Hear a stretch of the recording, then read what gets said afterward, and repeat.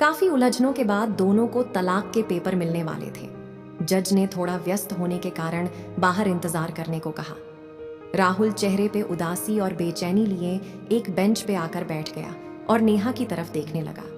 सूखे होंठ और नम आंखें मानो कुछ कहना चाहती हों, पर बिना कुछ बोले नेहा से नजर हटा के चुपचाप निराशा भरी सोच में डूब गया, मानो आसपास कोई न हो। हमेशा खुश रहने वाला राहुल आज एक अजीब सी खामोशी लिए बैठा था, मानो आज ही सब खत्म होने वाला हो। तभी किसी के हाथ को अपने कंधे पे महसूस करते हुए राहुल ने इधर उधर देखा तो पता नहीं नेहा कब उसके बगल में आकर बैठ गई थी। नेहा ने पूछा, दवाई तो टाइम पे खा रहे हो?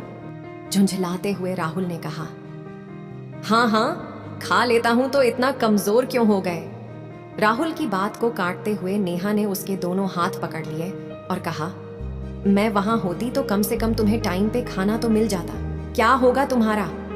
और आंसू भरी निगाहों से राहुल की तरफ देखने लगी। राहुल बोला, अब शायद मेरे पास कुछ महीने बचे हैं। डॉक्टर ने कहा है कि कैंसर की आखिरी स्टेज है और तुम्हें तो पता है कि अब कुछ नहीं हो सकता, तो तलाक के बाद तुम हमारे दूसरे घर पे चली जाना। मैंने उसके कागज तुम्हारे नाम कर दिए हैं और बच्चों का भी वहीं किसी स्कूल में एडमिशन कर देना। वैसे भी आकाश 1-2 साल बाद कुछ काम धंधे पर लग ही जाएगा और थोड़ा बहुत पैसे भी मैंने तुम्हारे अकाउंट में जमा कर दिए हैं। मैं नहीं चाहता कि मेरे जाने के बाद तुम्हें कोई दिक्कत हो। राहुल कुछ और बोल पाता, तभी नेहा आंखों में आंसुओं को लेकर रोते हुए बोली, मैं क्या इन सब चीजों के लिए तुम्हें तलाक दे रही हूँ? जीवन के हर सुख में मैं तुम्हारे साथ थी और अब जब तुम्हें मेरी सबसे ज्यादा जरूरत है तो तुम मुझे खुद से दूर करने के लिए इन कागजों का सहारा ले रहे हो। मैंने तुमसे शादी की जीवन भर साथ निभाने की कसम खाई, तो कैसे मैं तुम्हारा साथ छोड़ दूं?